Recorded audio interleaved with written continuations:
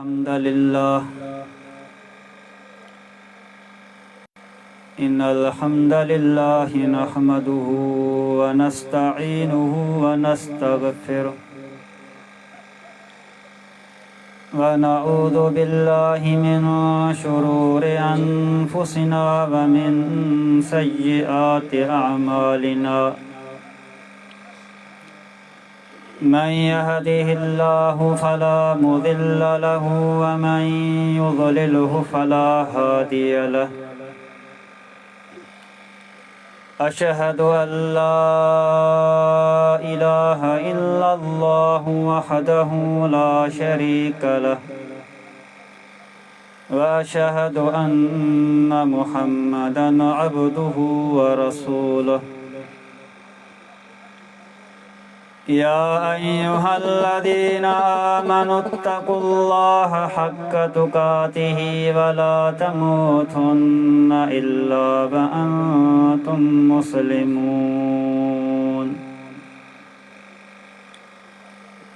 या अय्युहन्नासुत्तकू रब्बकुमुल्लज़ी खलक़कुम मिन नफ्सिन वाहिदह वखलक मिनहा ज़ौजहा वबस्स मिनहुमा रिजालन कसीरन व निसाअ वत्तकुल्लाह अल्लज़ी तसाअलून बिही वल अरहाम इन्नल्लाह कान अलैकुम रक़ीबा या अय्युहल्लज़ीना आमनुत्तकुल्लाह वक़ूलू क़ौलन सदीदा युस्लिह लकुम अअमालकुम व यग़फिर लकुम ज़ुनूबकुम व मन युतिइल्लाह व रसूलहु फ़क़द फ़ाज़ फ़ौज़न अज़ीमा अम्मा बाद फ़इन्न खैरल कलामि किताबुल्लाह व खैरल हदि हदियु मुहम्मदिन सल्लल्लाहु अलैहि वसल्लम शर्रुल उमूरि मुहदसातुहा फ़इन्न कुल्ल मुहदसतिन बिदअह कुल्ल बिदअतिन ज़लालतुन व कुल्ल ज़लालतिन फिन्नार फ़अऊज़ु बिल्लाहि स्समीइल अलीम मिनश शैतानिर रजीम मिन हम्ज़िहि व नफ़्ख़िहि व नफ़्सिहि वइज़ा अख़ज़ल्लाहु मीसाक़न नबिय्यीन लमा आतैतुकुम मिन किताबिन व हिक्मह वइज़ा अख़ज़ल्लाहु मीसाक़न नबिय्यीन लमा आतैतुकुम मिन किताबिन व हिक्मह ثم جاءكم رسول مصدق لما معكم لتؤمنن به ولتنصرنه أقررتم وأخذتم على ذلكم إصري قالوا أقررنا قال فاشهدوا وأنا معكم من الشاهدين فمن تولى بعد ذلك فأولئك هم الفاسقون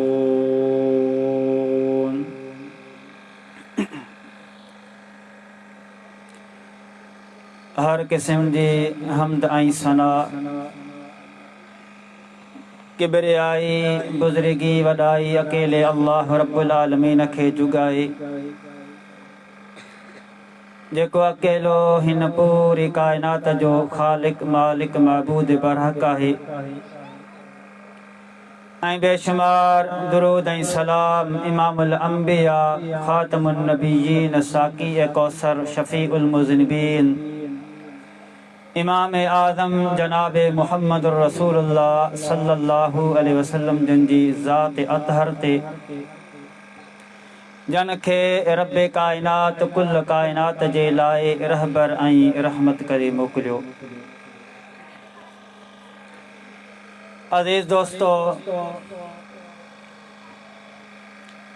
असां तव्हां जे मथां अल्लाह रब्बुल आलमीन जा अणगणिया एहसान ऐं नेमतूं आहिनि।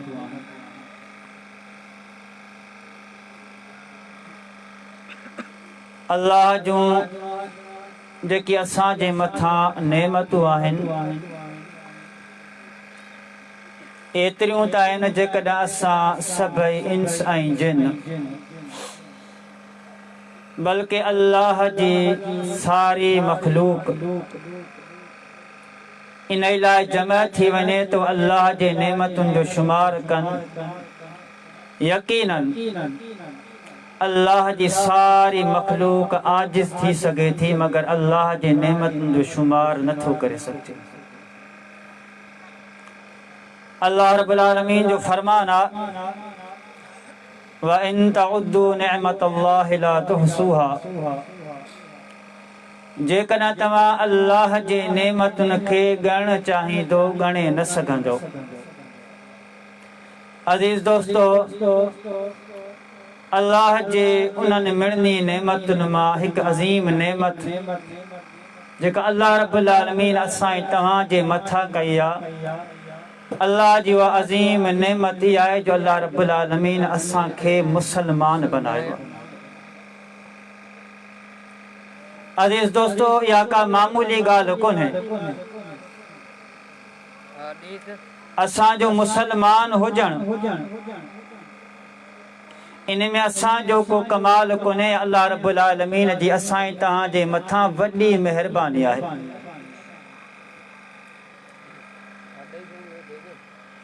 अंदाज़ो लगायो,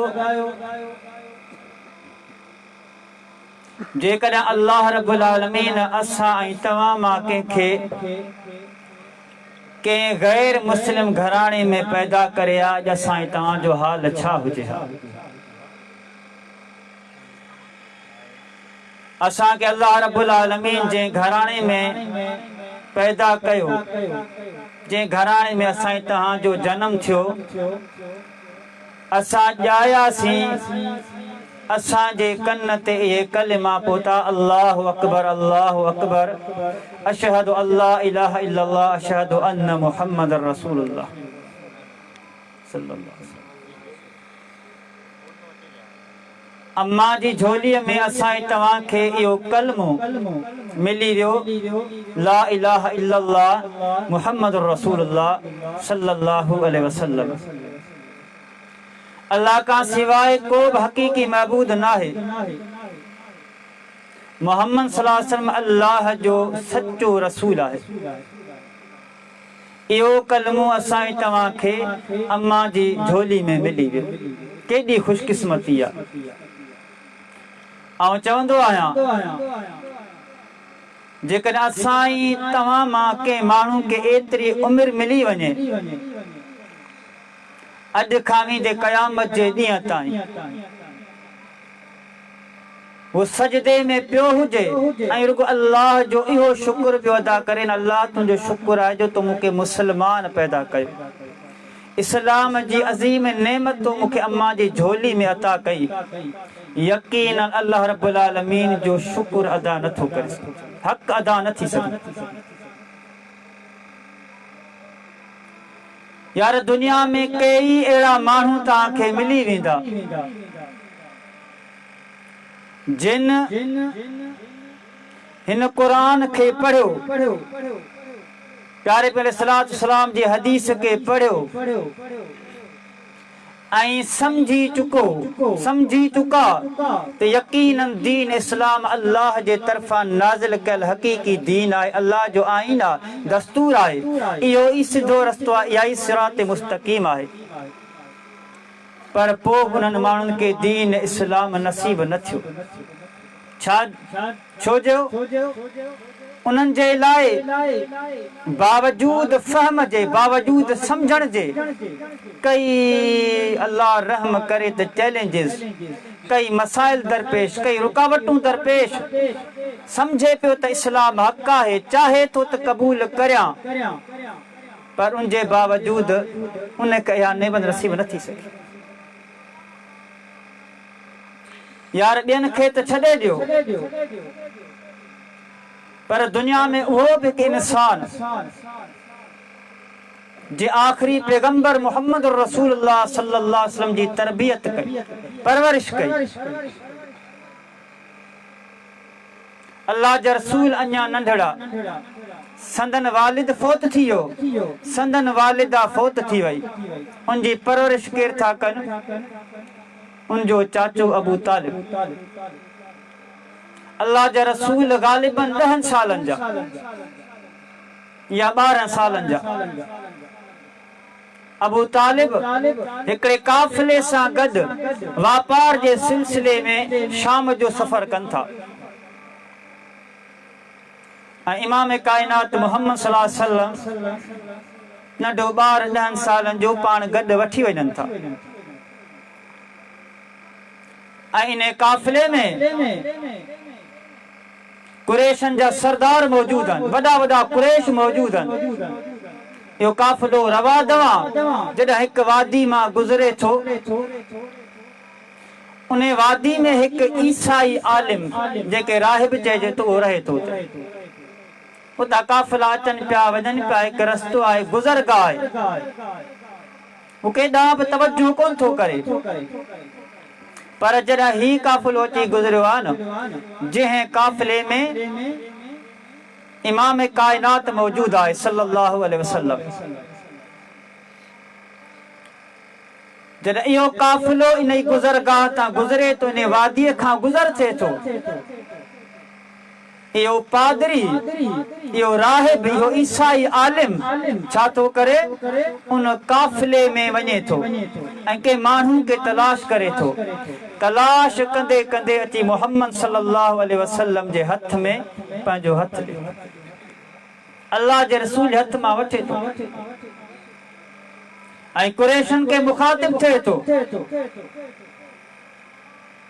हाज़ा सय्यदु रब्बिल हाज़ा सय्यदुल आलमीन ही जेको छोकिरो आहे जहाननि जो सरदार आहे हाज़ा रसूल रब्बिल आलमीन ही जहाननि जे पालणहार जो रसूल थियण वारो आहे हाज़ा यबअसुल्लाहु रहमतल लिल आलमीन हिन छोकिरे खे अल्लाह ताला जहाननि जे लाइ रहमत बणाईंदो के मामूली अल्फाज कोन हुया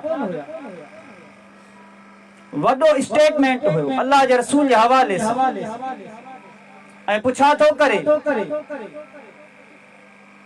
हिन जो कफ़ील केरु आहे कुरैशी चवनि था तो इहा ॻाल्हि कीअं कई आहे ही जहाननि जो सरदार आहे ही अल्लाह जो आख़िरी पैगंबर आहे ऐं ही दुनिया वारनि जे लाइ रहमत आहे तोखे कीअं ख़बर पई वो ईसाई चवे थो जेको कुझु मुंहिंजे निगाहुनि ॾिठो तव्हां इहो न ॾिठो मूं ॾिठो हिन अशरफ़्तुम मिनल अक़बा जॾहिं तव्हां वादीअ तां हेठि लथो पए न मूं ॾिठो लम यबक हजरुन वला शजरुन इल्ला खर्र साजिदा मूं वणनि खे ॾिठो मूं पथरनि खे ॾिठो मूं जबलनि खे ॾिठो इन छोकिरी जे तहज़ीम में इन छोकिरे जी तहज़ीम में झुकी पिया ऐं छा थो चवे थो त इहे जबल ऐं इहे शजर इहे जेकॾहिं झुकनि था त सिर्फ़ु उनजी तहज़ीम में झुकनि था जेको वक़्त जो पैगंबर हुयो अल्लाह जे रसूल जे चाचे जे हवाले सां जे अल्लाह जे रसूल जी परवरिश कई शाम वठी विया उते हिकु ईसाई आलिम उन काफ़िले खे ॾिठो अल्लाह जे रसूल जे हथ मां अची वरितई ऐं चवणु लॻो त हाज़ा सय्यदुल आलमीन सय्यदु रब्बिल आलमीन न सय्यदुल आलमीन हीअ छोकिरो जहान जो सरदार है। हाज़ा रसूल रब्बिल आलमीन, ये जहान जे पालन हार जे तरफा रसूल थींदो। हाज़ा यबअसुहुल्लाहु रहमतल लिल आलमीन, ये छोकरो जहान जे लाए रहमत बनबो। अल्लाह ताला इनके जहान जे लाए रहमत बणाईंदो। जॾहिं हुन इहा ॻाल्हि कई तो जेके कुरैश हुया मके जा उन काफ़िले में पुछण लगा तो कीअं ख़बर पई। चवण लॻो त जॾहिं तव्हां वादीअ में हेठि लथो पए मथां जबल तां, मूं पत्थरनि खे ॾिठो, मूं वणनि खे ॾिठो त हिन छोकिरे जे अॻियां झुकी पिए पिया। ऐं ये जबल ऐं इहे वण सिर्फ़ उन जी तहज़ीम में झुकनि था जेको वक़्त जो पैगंबर हुजे। ऐं पोइ चवणु लॻो तव्हां ॾिसो ॿिन्ही कुलनि जे विचां पुठीअ ते हिन खे मोहर नुबूअत हूंदी। चोलो खयो वियो, ॾिठो वियो त वाकई मोहर नुबूअत मौजूदु आहे। चवे तो हिंजो कफ़ील केरु आहे? ॿुधायो वञे तो हिंजो कफ़ील अबू तालिब आहे। कसमूं खणी करे चवे थो हिन खे अबू तालिब तूं वापसि वठी वञ, अॻिते रूम न वञिजो, रूम जा ईसाई हिन खे नुक़सान पहुचाईंदा। अबू तालिब उन जे चवण ते वापसि वठी आयो, हिफ़ाज़त कयईं, परवरिश कयईं। अल्लाह जे रसूल सल्लल्लाहु अलैहि वसल्लम के 40 साल जी उम्र में अल्लाह जे तरफा वही आई। पाण नबी जे मनसब ते फाइज थिया, नुबुवत जे मनसब ते फाइज थिया। जेसी ताईं अबू तालिब जिंदा अल्लाह जे रसूल के का तकलीफ कोन पहुती। उलमा मौजूद आहिनि, तव्हां वञी सीरत जा किताब पढ़ो। जेसी ताईं अबू तालिब मौजूद आहिनि एसी ताईं प्यारे पैगंबर इस्लात व सलाम के का भी तकलीफ न पहुती। पर यार आखिरी वक्त ताईं अल्लाह जा रसूल अबू तालिब के चवन पिया या अम्मे कुल ला इलाहा इल्लल्लाह, ए मुंहिंजा चाचा तूं चओ अल्लाह का सिवाय को भी इबादत जे लाइक कोन्हे। पर उन अबू तालिब के इहो कलमो नसीब कोन थियो।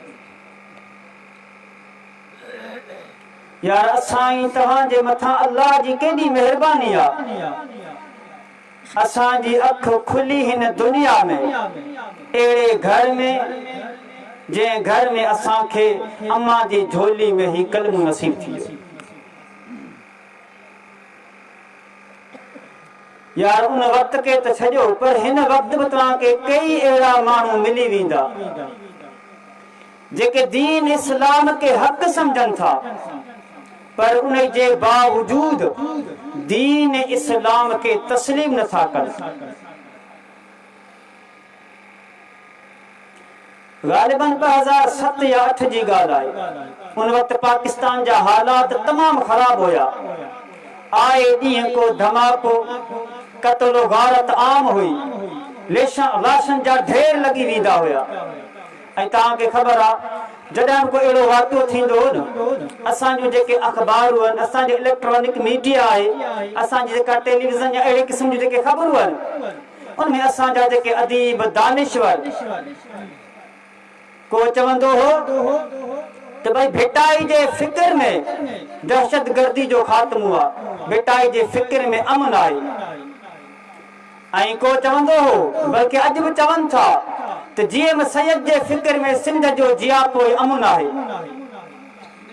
ऐं को चवे तो त दुनिया में सूफ़ी इज़म खे आणियो, दुनिया में हर तरफ़ अमन, मोहब्बत, रवादारी इन जी फिज़ा क़ाइम थी वेंदी। दहशतगर्दी ख़त्म, फसाद ख़त्म, ज़ुल्म ख़त्म।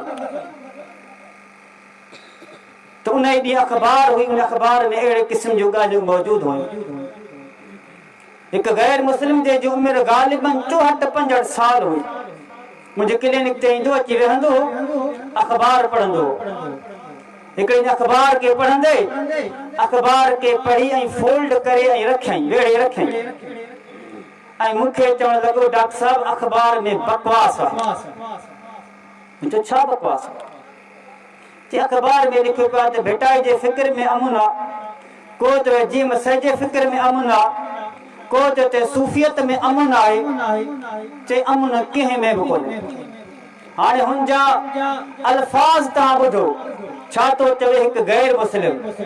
चवे थो डॉक्टर साहब आऊं चवां थो आऊं सम्झां थो जेकॾहिं दुनिया वारा कोई हिंदू हुजनि, चाहे मुसलमान हुजनि, चाहे यहूदी हुजनि, चाहे ईसाई हुजनि, चाहे मजूसी हुजनि, कहिड़े मज़हब वारा हुजनि, जेकॾहिं चाहिनि त दुनिया मां दहशतगर्दी ख़तमु थिए, दुनिया मां ज़ुल्म ऐं गारत ख़तमु थिए, दुनिया मां क़त्लो गारत ख़तमु थी वञे, दुनिया मां जिव ख़तमु थी वञे, दुनिया में अदल इंसाफ़ क़ाइमु थिए, दुनिया में अमुन मुहबत ऐं रवादारी जी फिज़ा क़ाइमु थिए, सभिनी खे खपे त इस्लाम जे हुदूद खे नाफ़िज़ कनि। कंहिंखे नाफ़िज़ कनि? इस्लाम जी हुदूद खे। चोर जो हथ कटियो वञे, शराबीअ खे कोड़ा हया वञनि, जेकॾहिं ज़ानी शादीशुदा आहे उनखे पत्थर चुटे चुटे मारियो वञे, जेकॾहिं को कंहिंखे क़त्ल करे थो क़िसास में उनखे ईअं क़त्ल कयो वञे जीअं क़त्ल कयो अथसि। इस्लाम खे नाफ़िज़ कयो। मूंखे ॻाल्हि ॾाढी सम्झो त अजीब लॻी। मुंहिंजो तव्हां त गैर मुस्लिम आहियो, तव्हां इहा ॻाल्हि कीअं था कयो? चवे थो साईं मूं क़ुरान करीम खे तर्जुमे सां पढ़ियो आहे। इहो केरु पियो चवे? हिकु गैर मुस्लिम। मूं तव्हांजा हदीसुनि जा किताब पढ़िया आहिनि, मूं सही बुखारी पढ़ी आहे, मूं सही मुस्लिम जो मुतालो कयो आहे।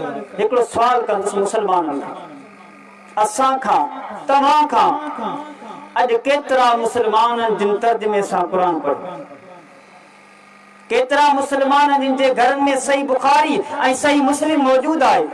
केतिरा मुस्लमान आहिनि जेके क़ुरान हदीस जे इल्म खे सम्झण जी कोशिश कनि पिया, उनजो फ़हम हासिल करण जी कोशिश कनि पिया? पर हिकु गैर मुस्लिम, हिकु हिंदू मज़हब सां जो ताल्लुक आहे, उहो चवे थो मूं तव्हां मुस्लमाननि जो क़ुरान तर्जुमे सां पढ़ियो आहे, मूं तव्हां मुस्लमाननि जे हदीसुनि जा किताब पढ़िया आहिनि ऐं मूंखे ख़बर पइजी वई आहे, ऐं सम्झां थो त जेकॾहिं हिन काइनात में को अल्लाह जे तरफ़ां नाज़िल कयल हक़ीक़ी दीन आहे, उहो दीन इस्लाम आहे। इहो ई सिरात मुस्तक़ीम आहे, इहो सिधो रस्तो आहे। मूं हुन खां पुछा कि मुंहिंजो पुटु तव्हां इस्लाम क़बूल नथा करियो? चवे तो आऊं गवाही थो ॾियां त अल्लाह खां सवाइ को महबूद कोन्हे, मोहम्मद सल्लल्लाहु अलैहि वसल्लम जो सचो रसूल आहे, दीन इस्लाम हक़ आहे, पर आऊं इन करे इस्लाम क़बूल नथो करियां जो आऊं पंहिंजो कुटुंब कबीलो नथो छॾे सघां, पंहिंजो खानदान नथो छॾे सघां, मुंहिंजूं न्याणियूं उन्हनि जे घरनि में आहिनि, आऊं उहे नथो छॾे सघां। वरना आऊं सम्झां थो त वाकई जेकर अल्लाह जे तरफ़ां को हक़ीक़ी दीन आहे, को सचो दीन आहे, उहो दीन इस्लाम आहे। यार अंदाज़ो लगाए 65 साल जी उम्र आहे, एक गैर मुस्लिम जे कुरान करीम के तर्जुमे सां पढ़ियो, जे कुतुब अहादीस मुताला कया, जेको समझे पियो त दीन इस्लाम अल्लाह जे तरफा हक मजहब आहे ऐं चाहे बि थो त इस्लाम क़बूल करिया, मगर दुनिया जूं कई रुकावटूं, कई आज़माइशूं, कई मामलात, अजीज दोस्तों, उन करे वो माण्हू इस्लाम क़बूल करण लाइ तैयार कोन्हे। इहो कलमो तोखे ऐं मूंखे अम्मा जी झोली में बि, इहो कलमो को मामूली कलमो कोन्हे। ला इलाहा इल्लल्लाह मुहम्मद रसूलुल्लाह, अल्लाह का सिवाय को इबादत जे लाइक़ कोन्हे, मोहम्मद सल्लल्लाहु अलैहि वसल्लम अल्लाह जो सच्चो रसूल आहे। पर अॼु बदकिस्मतीअ जो आलम त ही आहे, असां मुस्लमान इन कलमे जो यार कदर न कयो। शायद बेकदरी असां इन करे कई आहे, इहो कलमो असांखे बग़ैर कंहिं क़ीमत चुकाइण जे अम्मा जी झोली में मिलियो आहे। कलमे जो कदर असां सगोरनि खां पुछो, जिन्हनि कलमे जे लाइ पंहिंजो तन मन धन लुटाए छॾियो, हर क़िस्म जी कुर्बानियूं ॾिनियूं ऐं केतिरा मसाइब आज़ाब ऐं केतिरा दुख बर्दाश्त कया इन कलमे जे लाइ। उन्हनि खां कदर पुछो कलमे जो। असांखे अल्लाह रहम करे, कई मुस्लमान जिनके इन कलमे जी ख़बर ई कोन्हे। अॼु ॾिसो त मुस्लमाननि में जमातूं केतिरियूं आहिनि, मुसलमानन में गिरोह केतिरा आहिनि, मुसलमानन में जमातूं केतिरियूं आहिनि, मुसलमान जुदा जुदा रस्तनि ते छो पिया हलनि? इन जी बुनियादी वजह जो मुसलमान ला इलाहा इल्लल्लाह मुहम्मद रसूलुल्लाह खे सम्झे कोन। भई असांजो अल्लाह हिकिड़ो, असां सभई उम्मती मुहम्मद रसूलुल्लाह सल्लल्लाहु अलैहि वसल्लम जा, असां सभिनी मुसलमाननि जो किताब हिकिड़ो, रस्ता जुदा जुदा छो? इहो हर मुसलमान पंहिंजे पाण खां सवाल करे।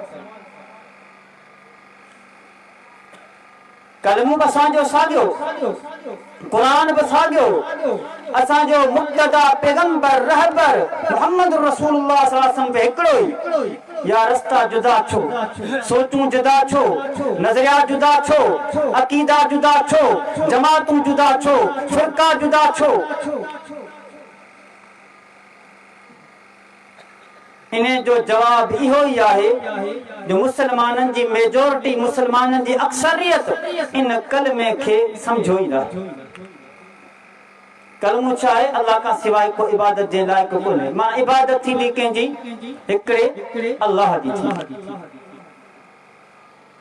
अल्लाह खां सवाइ कंहिंजी इबादत न आहे। हर उहो अमल जेको इबादत आहे उहो कंहिंजे लाइ आहे? अल्लाह रब्बुल आलमीन जे लाइ। कुल इन्न सलाती व नुसुकी व महयाय व ममाती लिल्लाहि रब्बिल आलमीन। चओ त मुंहिंजी निमाज़, मुंहिंजी कुर्बानी, मुंहिंजो जीअण, मुंहिंजो मरण उन अल्लाह जे लाइ जेको जहान जो पालनहार। माना हिकिड़े मुसलमान जी ज़िंदगी जो मक़सद अल्लाह रब्बुल आलमीन जी इबादत। हर वो अमल जेको इबादत आहे वो कंहिंजे लाइ? अल्लाह जे लाइ। निमाज़ कॾहिं ॿिए जे लाइ पढ़िया के मुसलमान? रोज़ो कंहिं ॿिए लाइ रखे थो? हज कंहिं ॿिए लाइ मुसलमान करे थो? ज़कात कंहिं ॿिए जे लाइ आहे? छाकाणि इबादत आहे। इबादत कंहिंजे लाइ? ख़ालिस अल्लाह जे लाइ। खैरात कंहिंजे लाइ? ख़ालिस अल्लाह जे लाइ इबादत आहे। नज़र न्याज़ कंहिंजे लाइ? या इबादत आहे, ख़ालिस अल्लाह जे लाइ। सदको कंहिंजे लाइ? इबादत आहे, ख़ालिस अल्लाह जे लाइ। ऐं दुआ इबादत आहे, ख़ालिस अल्लाह जे लाइ। माना इबादत कंहिंजे लाइ? अल्लाह रब्बुल आलमीन जे लाइ। इबादत कीअं कजे? कलमे जो अॻियों हिस्सो मुहम्मद रसूलुल्लाह, मुहम्मद सल्लल्लाहु अलैहि वसल्लम अल्लाह जा सच्चा रसूल आहिनि। माना इबादत ईअं कबी जे मुहम्मद सल्लल्लाहु अलैहि वसल्लम ॿुधाई आहे। पंहिंजी मर्ज़ी ते न, पंहिंजी सोच ते न। हकीकत में इबादत आहे उहा जेका अल्लाह जे ॾिसल तरीक़े मुताबिक़ हुजे। अल्लाह कीअं तरीक़ो ॾिसियो? अल्लाह ताला अंबिया मोकिलिया, रसूल मोकिलिया, हर क़ौम जे अंदर त वञी अल्लाह जो पैगाम उन क़ौम खे पहुचाए। नबी जी माना छा आहे? ख़बर ॾींदड़। रसूल जी माना छा आहे? अल्लाह जे तरफ़ां मोकिलियल, अल्लाह जो कासिद। अल्लाह जो कासिद अल्लाह जो ख़बरूं पंहिंजी उम्मत खे ॿुधाए थो। ऐं जेतिरा पैगंबर आया सभिनी पैगंबरनि जी दावत कहिड़ी हुई त इबादत अल्लाह जी करियो ऐं ईअं करियो जीअं असां ॿुधायूं। वरना यार अल्लाह खे राज़ी करण जे लाइ माण्हू त अलाए छा छा पिया कनि।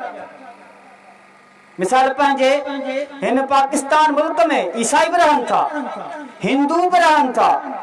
वञो तव्हां उन्हनि जे मंदर में, वञो तव्हां ईसाईनि जी कलीसा में, उन खां पुछा करियो कि हिंदू खां पुछा कंदो तूं हिन मूर्ति जे अॻियां, बुत जे अॻियां हथ ॿधो बीठो ई छा आहे? छा तुंहिंजी ही मूर्ति ख़ालिक आहे? ही बुत तुंहिंजो मालिक आहे, तुंहिंजो राज़िक आहे? छा ज़मीन आसमान जो पैदा करण वारो आहे? यकीन उनजो जवाब हूंदो न, मुंहिंजो ख़ालिक, मुंहिंजो मालिक, मुंहिंजो राज़िक ऐं ज़मीन आसमान जो जेको साने आहे उहो सिर्फ़ अल्लाह रब्बुल आलमीन आहे। ही अल्लाह रब्बुल आलमीन वटि असांजा सिफ़ारिशी वेझो कंदड़ आहिनि। ही त असां अल्लाह खे राज़ी पिया करियूं। ईसाई में वञो, कलीसा में वञो के ईसाई वटि, उहो जेके तरीक़े सां इबादत करे पियो, पंहिंजे ज़ाम जे मुताबिक़, पंहिंजे ख़्याल जे मुताबिक़ अल्लाह खे राज़ी पियो करे। के आतिश कदे में वञो मजूसी बाह के फेरा पियो ॾे उनका पुछा कंदो ही छा पियो करी हू चवंदोसि अल्लाह के राज़ी पियो करे जाने जन्नत जो कॉन्सेप्ट उन्हनि वटि पाए हिंदू भी जन्नत में वञण जा ख्वाहिशमंद सनन अकीदे में जहन्नम में जन्नत आए ईसान जे अकीदे में जहन्नम में जन्नत आए यहूदन जे अकीदे में जहन्नम में जन्नत आए ऐं जेको हू कुछ कनि पिया हू समझनि पिया शायद असां जन्नत में वेंदासीं छा था समझो उन्हनि जी का अदा अल्लाह जे दर क़बूल आहे कॾहिं अल्लाह ताला पैगंबर इन लाइ मोकिलिया त माण्हुनि खे अल्लाह रब्बुल आलमीन कीअं राज़ी थींदो कीअं अल्लाह जो प्यार मिलंदो कीअं अल्लाह जी मोहब्बत मिलंदी वो तरीक़ो ॿुधाइनि वो तरीक़ो छा आहे उहा अल्लाह जी इबादत आहे छा हिलाल आहे छा हराम छा नाजाइज़ छा जाइज़ ॿुधाइनि इन्ना अरसलना नूहन इला कौमिही अन अंज़िर कौमक मिन क़ब्ल अन यातियहुम अज़ाबुन अलीम قال يا قوم إني لكم نذير مبين أن اعبدوا الله واتقوه وأطيعون नूह अलैहिस्सलाम पंहिंजी कौम खे कहिड़ी दावत ॾे ए मुंहिंजी कौम तव्हां हिकिड़े अल्लाह जी इबादत करियो उन ई खां डिॼो वातीऊन पर इबादत ईअं करियो जीअं आऊं चवां मुंहिंजी ताबेदारी करियो मुंहिंजी इताअत करियो ऐं ॿी जगह ते अल्लाह रब्बुल आलमीन फरमायो वमा अरसलना मिन रसूलिन इल्ला लियुताअ बिइज़्निल्लाह असां जेतिरा रसूल मोकिलिया सिर्फ़ इन्ही जे लाइ मोकिलिया त अल्लाह जे इज़्न सां अल्लाह जे हुकुम सां उन्हनि जी इताअत कई उन्हनि जी ताबेदारी कई वञे माना अल्लाह ताला रसूल मोकिलिया इन जे लाइ तो अल्लाह जो पैगाम खणी अचनि ऐं उन पैगाम खे लबैक कजे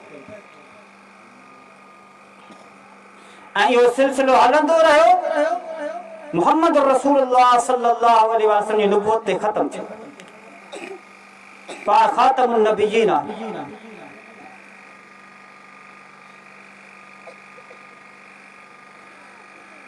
असांजे मुआशरे में ॾिसो त केॾी अल्लाह रहम करे अजीब ॻाल्हि आहे कई वेचारा मुस्लमान चवंदा आहिनि मिड़ई थो अल्लाह खे सजदो करणो कहिड़ी ख़बर अल्लाह कहिड़ियुनि ॻाल्हियुनि में राज़ी आहे चवंदा आहिनि वीचारा मुस्लमान छा यार अल्लाह ताला किथे चयो क़ुरान में त ख़बर न आहे अल्लाह कहिड़ियुनि ॻाल्हियुनि में राज़ी न अल्लाह ॿुधायो त हिन ॻाल्हि सां अल्लाह राज़ी थींदो हिन सां नाराज़ थींदो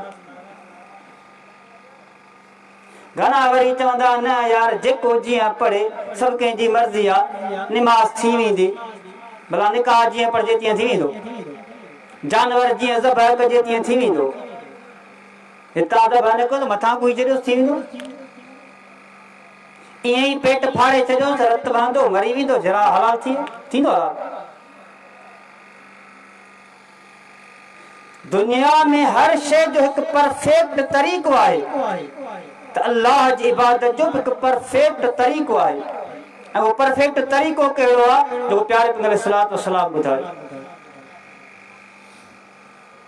हिते हिकिड़े सूफ़ी बुज़ुर्ग थी गुज़रियो आहे बुल्ले शाह उन जो हिकिड़ो शेर आहे न मस्जिद हो या मंदिर हो सजदा तेरी गली में किसी चीज की कमी है मौला तेरी गली में ते मिड़ई तो ला के सजदो करो मस्जिद में कर या मंदिर में कर गाल मिड़ई हिकिड़ी आहे हालांकि कुरान में अल्लाह ताला किथे भी कोन चयो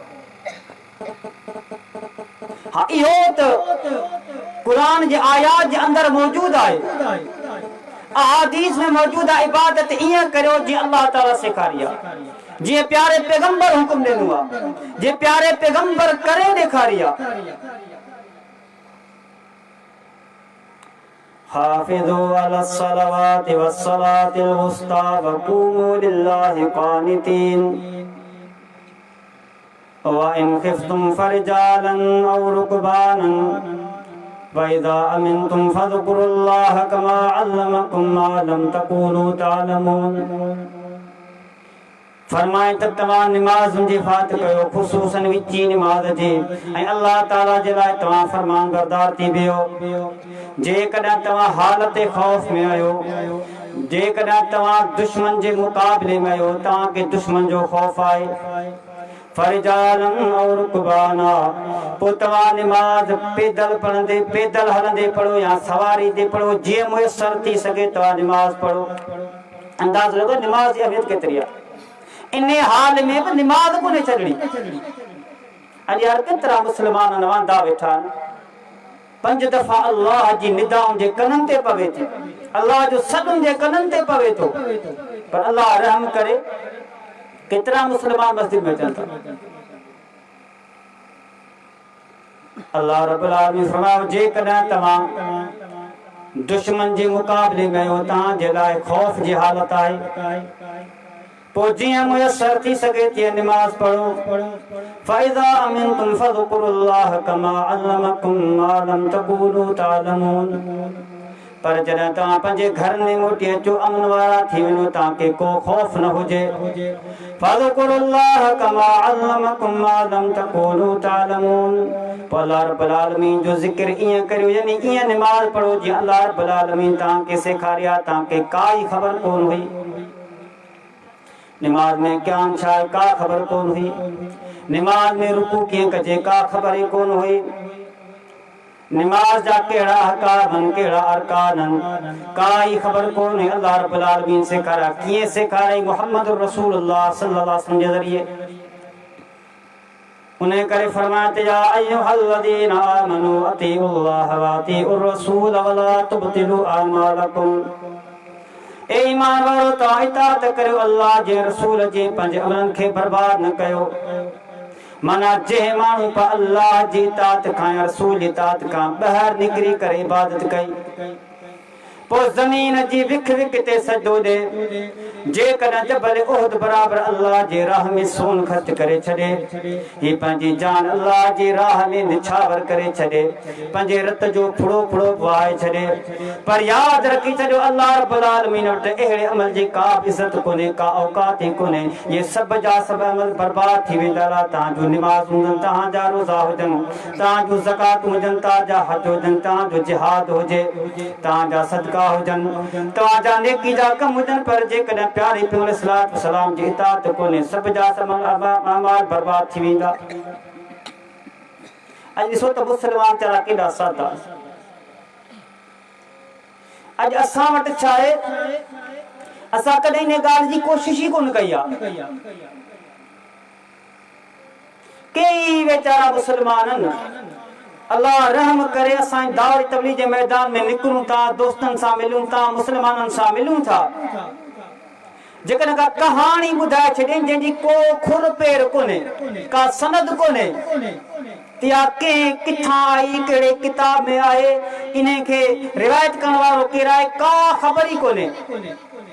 महज़ अल्लाह रहम करे का कहाणी हुजे मुस्लमान सुभान अल्लाह पिया चवनि चारा झूमनि वेठा। ऐं जेकॾहिं का क़ुर जी आयत ॿुधा का हदीस ॿुधा न चवंदा अरे हा त असांजे वॾनि बि कोन ॿुधी आहे। ऐं प्यारे पैगंबर सल्लल्लाहु अलैहि वसल्लम जो फरमान पाए पाण फरमायो त बाद अदीन गरीबन व सयऊद गरीबा जॾहिं ही दीन शुरू थियो न अजनबी हो माना माण्हू सुञाणींदे ई कोन यार इहा ॻाल्हि किथां आई आहे यार इहो तरीक़ो किथां आयो आहे। ऐं पाण फरमायो त अन क़रीब दीन ते उहो साॻियो वक़्तु मोटी ईंदो जो माण्हुनि खे दीन अजनबी लॻंदो। अॼु यार तौहीद माण्हुनि खे अजनबी लॻे थी सुन्नत माण्हुनि खे अजनबी लॻे थी प्यारे पैगंबर जो तरीक़ो जेको दीन हक़ीक़ी आहे उहो माण्हुनि खे अजनबी लॻे थो। ऐं अल्लाह रहम करे अलाए किथां जो खुराफात किथां जूं ॻाल्हियूं किथां जूं कहाणियूं किथां जा रस्म रवाज माण्हुनि खे दीन सम्झो वेठा। पर हालत यार इन खां वधीक ख़राब आहे। आम माण्हुनि खे छॾे ॾियो पर पढ़िया लिखिया माण्हू अल्लाह रहम करे महज पंहिंजी जेका रवाजी शइ आहे उनखे साबित करण जे लाइ जिन दीन इस्लाम में को ताल्लुक कोन्हे दीन इस्लाम सां को ताल्लुक कोन्हे उनखे साबित करण जे लाइ अल्लाह जे हिन क़ुर तां माण्हू कोन था वणनि। हिकिड़े ॾींहुं मूं छा कयो साईं मोबाइल में हिकिड़े मौलवी जी तक़रीर में ॿुधुमि मौलवी साहब पंहिंजी तकरीर में चवे कि तो लोग ईद मिलाद नहीं मनाते। असां मुस्लमान को जा है ना हिकिड़ी नई ईद निकिती आहे इस्लाम में तो कोन्हे असां नहीं चवंदासीं ईद मिलाद 12 रबीउल अव्वल ते कन था। अलग इस्लाम में बई दुआन प्यारे पैगंबर फरमाया लिकुल्लि कौमिन ईदुन वलना ईदान, हर क़ौम जी हिकड़ी ईद आहे पर असां जो बई दुआन ईदुल फित्र व ईदुल अज़हा, हिकड़ी ईदुल फित्र बि ईदुल अज़हा बई। ये टे ईदूं 27 रजब दी थी, वरी अल्लाह रहम करे 15 शबान ते माण्हू ईद कंदा, वरी हिकड़ी नई ईद आहे जश्न मौलूद काबा। पर अजीब ख़बर ना आहे इन्हनि ईदुनि जो इस्लाम में त किथे ज़िक्र कोन थो मिले। तो मूं अर्ज़ इहो पियो कयो हिकिड़ो मौलवी तकरीर पियो करे, वो चवे तो लोग ईद मिलाद नहीं मनाते। कुरान में मौजूद है कि ईद मिलाद अल्लाह ने भी मनाई है, माना अल्लाह ताला ईद मिलाद कई आहे। प्यारे पैगंबर जो मिलाद जो जेको ॾियारो अल्लाह ताला मल्हायो आहे ऐं उहो किथे कुरान में आहे। आऊं तर्जुमे पे जिस मूं यार मूंखे त 20 साल थी विया आहिनि कुरान पढ़ंदे पढ़ाईंदे। कुरान करीम में हिकिड़ी बि आयत कोन्हे, मोली साहब खे किथां अची आयत आयत कहिड़ी हुजे, सूरे आल इमरान जी आयत नंबर 81 मशहूर आहे। ऐं चवां तो प्यारे पैगंबर सलात सलाम जे शान में या हिकिड़ी आयत काफ़ी आहे ऐं समझण वारे जे लाइ या हिकु आयत काफ़ी आहे। जेको दीन खे समझण चाहिनि या आयत बि वॾो इन में समझो त नसीहत मौजूद आहे, वॾो वाज़ मौजूद आहे। वइज़ा अख़ज़ल्लाहु मीसाक़न नबिय्यीन लमा आतैतुकुम मिन किताबिन व हिकमह सुम्मा जाअकुम रसूलुम मुसद्दिकुल लिमा मअकुम लतुमिनुन्न बिही व लतंसुरुन्नह अक़ररतुम व अख़ज़्तुम अला ज़ालिकुम इसरी क़ालू अक़ररना क़ाल फशहदू व अना मअकुम मिनश शाहिदीन फमन तवल्ला बअद ज़ालिक फउलाइका हुमुल फ़ासिक़ून। ऐं जॾहिं अल्लाह रब्बुल आलमीन सभिनी नबियनि खां पको वाइदो वरितो, लमा आतैतुकुम मिन किताबिन व हिकमह, ए अंबिया जी जमात जॾहिं आऊं तव्हांखे किताब ऐं हिकमत ॾियां, यानी तव्हांखे दुनिया जे अंदरि नबी करे मोकिलियां, तव्हांखे ताज नबूवत पारायां। सुम्मा जाअकुम रसूलुम मुसद्दिकुल लिमा मअकुम लतुमिनुन्न बिही व लतंसुरुन्नह, ऐं तव्हांजे हूंदे उहो रसूल तव्हां वटि अची वञे जेको तव्हांजे किताबनि जी, तव्हांजी आंदल शिरत जी, तव्हांजे सहीफ़नि जी तस्दीक़ करे। लतुमिनुन्न बिही व लतंसुरुन्नह, तव्हांखे उन्ही नबी ते ईमान आणो आहे, तव्हांखे उन्ही नबी जी नुसरत करणी आहे, मदद करणी आहे, ताईद करणी आहे। अक़ररतुम व अख़ज़्तुम अला ज़ालिकुम इसरी, छा भला तव्हां इन ई ॻाल्हि जो इक़रार करियो था, मुंहिंजे इन वाइदे खे वठो था। क़ालू अक़ररना, सभ जा सभ नबी चवनि था असां इक़रार था कयूं। ए रब्बुल आलमीन, जेकॾहिं असांजे हूंदे तुंहिंजो पैगंबर अची वियो असां उन्ही ते ईमान आणींदासीं, यानी उन्ही जी ताबेदारी कंदासीं, उन्ही जी ताईद कंदासीं, उन्ही जी हिमायत कंदासीं। क़ाल फशहदू व अना मअकुम मिनश शाहिदीन, अल्लाह रब्बुल आलमीन फरमायो तव्हां बि गवाह रहो, मां अल्लाह बि तव्हांजे मथां गवाहियां।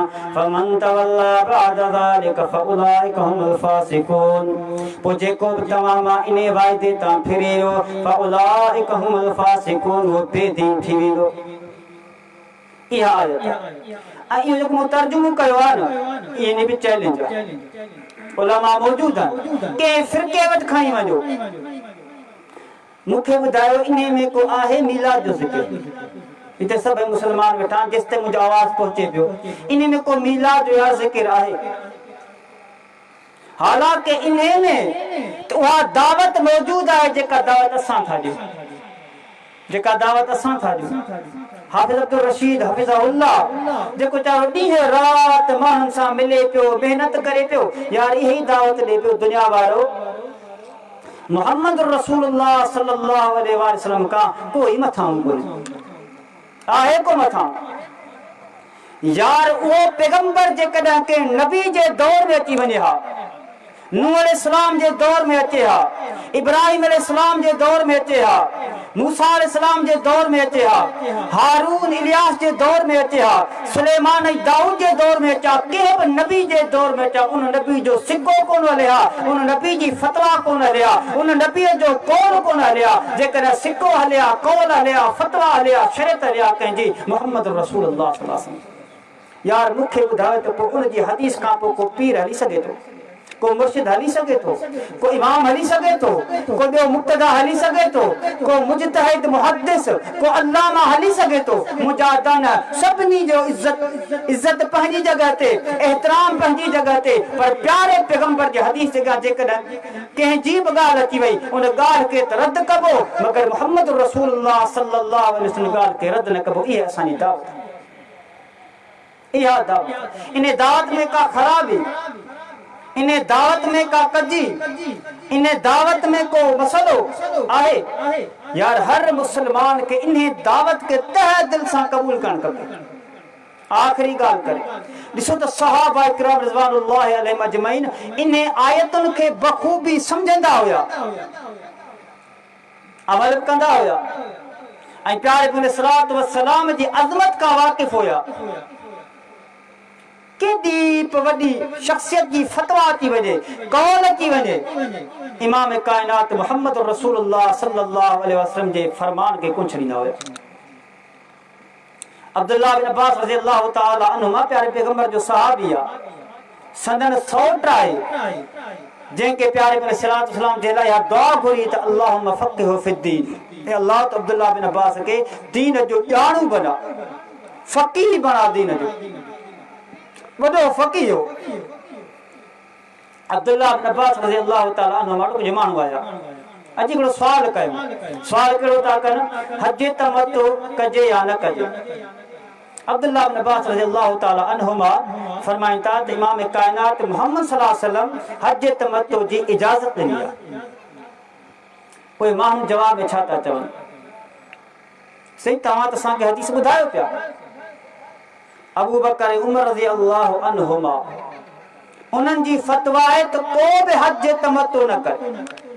यार हिकिड़ो सवाल था कया, ही ॻाल्हि कंहिंजी आहे? ही फतवा कंहिंजी आहे? कि आम मौलवी जी कोन्हे, ही कौल कंहिंजो आहे? जनाब अबू बकर सिद्दीक़ रज़ियल्लाहु ताला अन्हु।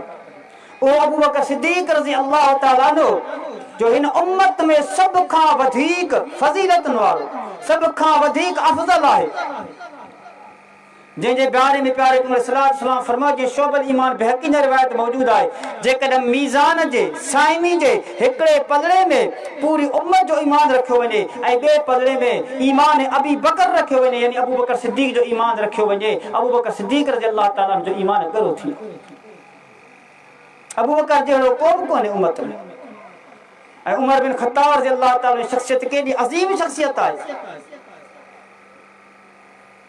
हालांकि उन्हनि जो इहो हिकु इंतज़ामी कदम हुयो त भई माण्हू जेकॾहिं मिसाल आहे हज उमरो गॾे करे हलिया वञनि था, पोइ सॼो साल बैतुल्लाह जो जेके रौनकूं आहिनि उहे माना हूंदियूं ई कोन। मां हज करे वेंदा, वरी उमरे लाइ ईंदा त बैतुल्लाह में रौनकूं हूंदियूं। इहो हिननि जो इंतज़ामी कदम हुयो। त माण्हू चवण लॻा से अबू बकर उमर रज़ियल्लाहु अन्हुमा मना था कनि, अब्दुल्लाह बिन अब्बास रज़ियल्लाहु ताला अन्हुमा जी ज़ात तां सदके छा था चवनि? यूशिक अन तुनज़ल अलैकुम हिजारतुम मिनस समा, क़रीब आहे जो तव्हांजे मथां आसमान मां पत्थर वरसाया वञे, आसमान मां तव्हांजे मथां पत्थरनि जी बारिश पवे। अक़ूलु क़ाल रसूलुल्लाह सल्लल्लाहु अलैहि वसल्लम व तक़ूलून क़ाल अबू बकर व उमर रज़ियल्लाहु अन्हु, उमर रज़ियल्लाहु अन्हुमा चई तव्हांजे मथां किथे आसमान मां पत्थर बतौरे अज़ाब न नाज़िल थियनि, पत्थरनि जी बारिश न पवे। आऊं चवां थो त अल्लाह जे रसूल ईअं चयो ऐं तव्हां उनजे मुक़ाबले में चओ था त अबू बकर ऐं उमर रज़ियल्लाहु अन्हुमा ईअं चयो। त इन कौल जे करे, इन ॻाल्हि जे करे, इन सोच जे करे, इन नज़रिये जे करे, तव्हांजी इन हरकत जे करे किथे अल्लाह ताला आसमान मां तव्हांजे मथां अज़ाब जे तौर ते पत्थरनि जी बारिश न वसे। अज यार केॾो ज़ुल्म आहे दुनिया में, दुनिया फसाद सां भरी पई आहे। छाजे करे? असांजो कोताहियूं, असांजा गुनाह, प्यारे पैगंबर सलातो सलाम जी मैसियत, प्यारे पैगंबर सलातो सलाम जी नाफरमानी, अल्लाह जी नाफरमानी। अल्लाह रब्बुल आलमीन असां तव्हां के हिन दीन इस्लाम के समझण जी तौफीक अता फरमाए। ही जो कलमो असां के बगैर कंहिं क़ीमत चुकाइण जे अम्मा जी झोली में मिलियो आहे, अमर जी झोली में मिलियो आहे, माउ जी झोली में मिलियो आहे न। ए मुस्लमान, असां खे खपे त असां हिन कलमे जो क़दुरु कयूं। हिकिड़े अल्लाह जी इबादत थींदी, इबादत कीअं थींदी? जीअं अल्लाह जे रसूल ॿुधाई आहे। इन खां अलावा का बि इबादत अल्लाह जे दर क़बूल कोन पवंदी। अल्लाह रब्बुल आलमीन खां इल्तिजा आहे त अल्लाह रब्बुल आलमीन मूंखे ऐं तव्हां खे इन ते अमल करण जी तौफ़ीक़ अता फरमाए। वाक़ूलु क़ौली हाज़ा अस्तग़फ़िरुल्लाह ली व लकुम व लिसाइरिल मुस्लिमीन वल्हम्दुलिल्लाहि रब्बिल आलमीन।